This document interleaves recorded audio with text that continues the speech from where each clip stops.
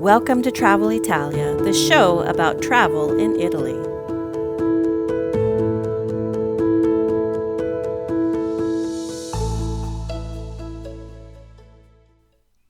Hi, welcome back to Travel Italia. Well, winter is finally coming to an end here in northern Italy. The magnolias and cherry blossoms are starting to bloom. They're really beautiful. And stick season is giving way to the incredible explosion of color that is spring. And naturally, the arrival of spring brings tourists back to Italy.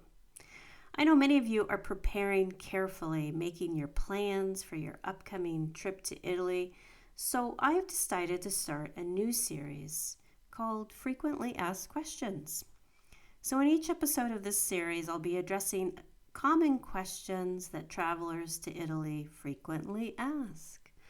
Today I'll be discussing the issue of safety in Italy. The question many first-time travelers to Italy ask is Italy safe? Should I be concerned for my safety? What are the things I should do and not do in Italy in order to be safe? So we'll talk about these questions today, and I hope to put you at ease if you're feeling nervous about your safety. You know, in the last couple of years, I've seen a lot of videos on YouTube and social media. These are posts about crime in Italy. Maybe you've seen some of this content too. And, maybe it's led you to believe that Italy is a dangerous place full of thieving people and scammers.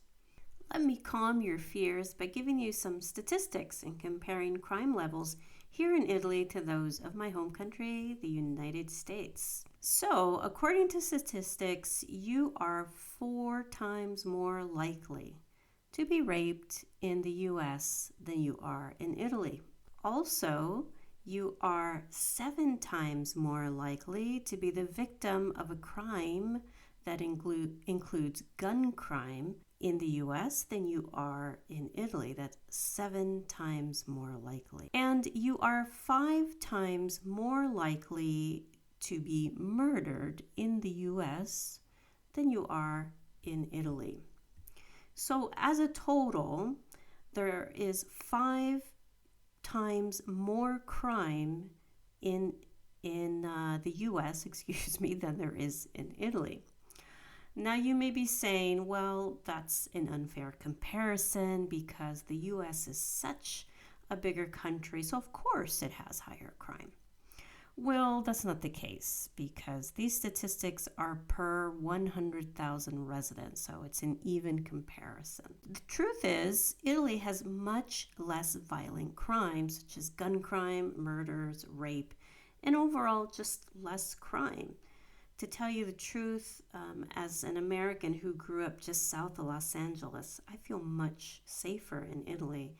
I don't fear mass shootings or school shootings. These kinds of crimes are rare in Italy. So does this mean that it's a completely safe country? Well, no, of course, because we know that because of human nature, there will always be crime. In Italy, there is far less crime, but there is a higher amount of petty crime in certain areas of the country. So the types of crime that tourists face in Italy are just that, petty crimes, not violent crime, but of course that's possible, but predominantly things like pickpocketing and theft. So like other big cities in the world, petty crime happens in crowded areas, and in Italy it happens more often in crowded tourist areas and hotspots, places like Rome, Florence, Venice, anywhere where there are mass amounts of tourists from all over the world, basically. Thieves are very active in these areas, and of course they're attracted to these areas because they know they can score, they can easily steal from tourists.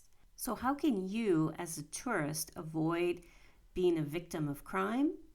Well, today I have some tips for you on how to do that and how to be safe while you're traveling in Italy.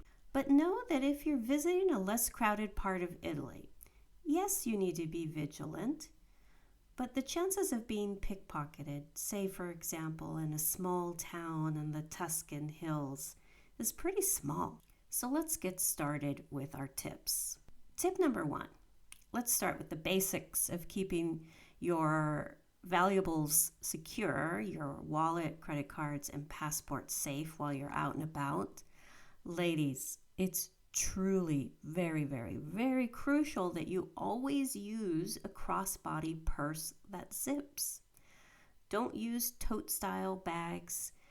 I know they're great because they hold so much, but these are just easy targets. A thief can easily reach in, while someone distracts you and grab your wallet if you're careless. And not only that, tote bags are just uncomfortable if you're walking a long distance. There are tons of anti-theft travel bags out on the market, small ones, bigger ones. In the show notes, I'll put a link to my favorite leather anti-theft bag. It's a little more stylish than others, has lots of storage, and comes in all kinds of colors. Now, for you men, do not put your wallet in your back pocket. I know it's a difficult habit to break, but if you're in a crowded place, you're really making yourself a target. Put your wallet in your front pocket or wear a man bag, or as some call it, a merce, which is a small crossbody purse. Here in Europe, man bags are pretty common, so you won't look out of place or weird if you wear one. In the show notes, I'll also include a link to a very popular style. Now, the other option to keep your valuables safe is a money belt, which is like an old school fanny pack but smaller. You can tuck it under a t-shirt and store your credit cards, cash, and passport in it. And again, in the show notes, I'll add a link to a popular model of that as well. Using crossbody bags or a money belt keeps your valuables safe from pickpocketers. And if you don't use a crossbody bag and you prefer a backpack, be careful not to leave zippers open or valuables like your phone in a visible place. For example, how a lot of backpacks have side pockets. Don't put your phone in those side pockets. Always keep your phone tucked away when you're not using it. Also, anytime you're in a crowd of people or on public transportation, do wear your backpack on your chest so it's much safer. Tip number 2, don't carry tons of cash. Really, there is no need to carry a lot of cash in Italy. If you haven't listened to episode 3, I suggest you take the time to listen to it because it's all about cash, credit, and debit. In that episode, I talk about cash and how you really don't need to carry a lot of it. You want to carry a little bit for smaller purchases, but for the most part, you're going to be using your credit or debit card. If thieves see you fiddling with wads of cash, you are making yourself a target. Tip number 3, don't engage in conversation with people who approach you in public. Let me explain. I think when people are on vacation in Italy, they're happy, they're carefree, taking in the sights. And, a lot of people want to meet locals and immerse themselves in the culture, which is a good thing.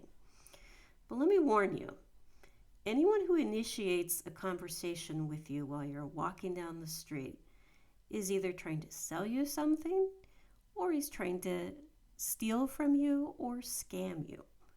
I'll give you some examples from Milan, which is the closest big city near me. In Milan, in Piazza Duomo, which is the main piazza of the city in front of Milan's iconic cathedral, this is where people stop to take pictures. They take selfies with the cathedral in the background. It's a really beautiful piazza. But there are scammers who come up to you and offer you a thin braided bracelet, and they say it's free. They're very aggressive, and they will come and try to put it on your wrist, like reach for your wrist and try to actually tie it onto you and call you friend, smile at you. Now, these people are not spending their days braiding bracelets for tourists and giving them away for free out of the goodness of their hearts. No. If they succeed in getting it on your wrist, they'll demand money from you, or they'll try to distract you so that one of their buddies can pickpocket you. So it happened to a family member while they were here visiting, but thankfully, because I had warned them about this tactic, they were able to get out of the situation quickly. And another example in Milan is in the metro, the subway system. So Milan's metro is like any other crowded subway anywhere else in the world. There's always a risk of being pickpocketed in tight spaces where you're crammed up against people. It's not always like that, but it is like that in the morning rush hour and then, the evening rush hour. So keep your crossbody bags and man bags close and zipped. But lately, there's a new tactic amongst thieves, and the thieves have this new tactic of a group of women that will come up to their victim and act confused, asking questions, asking directions about the subway line, and more than one of the women will speak at the same time. So it's distracting, it's loud, and their motive is to distract the victim while another of their buddies pickpockets or steals the purse. So the moral of the story is don't stop and have conversations with people who approach you. Don't fall for theatrics. Don't be friendly. Don't smile. I know that's hard for us Americans. And just say no in a firm way and get away, walk away quickly. I have to mention that recently the city of Milan has been more active in stopping these thieves and scammers. I'm glad to see that they are at least making an effort. Okay, on to tip number 4. Tip number 4 is don't look expensive.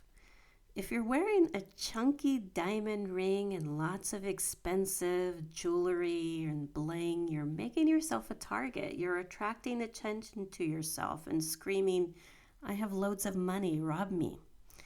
Leave your diamonds at home and be cautious about flaunting your wealth. Tip number 5, try to dress like a native. You might be thinking, now that's a strange piece of advice. What difference does it make how I dress? Well, in my opinion, the less you stand out, the less you make yourself look like a tourist. And so therefore, the less of a target you will be. Italians are stylish and they don't go out in public wearing yoga pants or exercise gear unless they're going to the gym.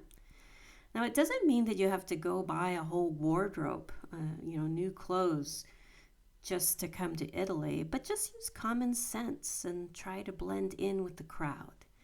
Now, this is especially true for Americans, my countrymen. I have a special piece of advice for my fellow countrymen. Avoid dressing like you're going on a hike or on a safari. I really don't know why exactly or how it started, but when Americans come to Europe, they often wear hiking clothes, hiking gear, hiking shoes, or safari hats and gear. I'm not exactly sure why. But if you dress like that, you are drawing attention to yourself and screaming, I'm American. And in the eyes of thieves, Americans are the creme of the creme. You have the most money in their eyes. So you want to avoid wearing anything that brings attention to yourself. Tip number 6, get travel insurance that covers theft.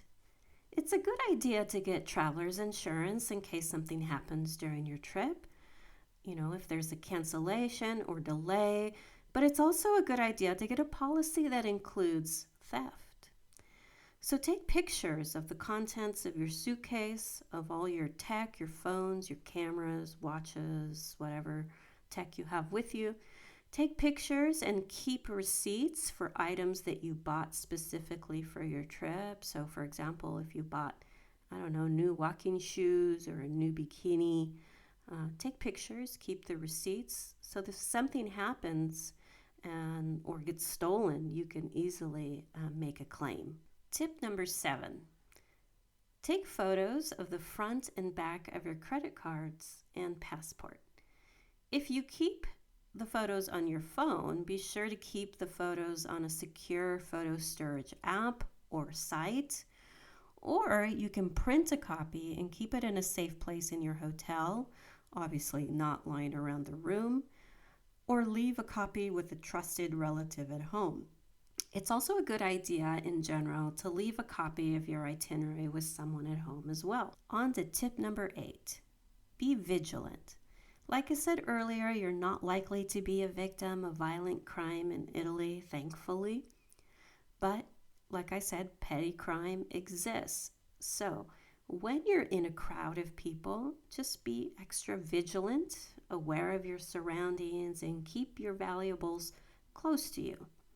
If you're a solo traveler, especially a female, be vigilant, of course. Avoid walking around late at night or by yourself. Now, if something does happen and you are the victim of a crime, the emergency number to call is 112.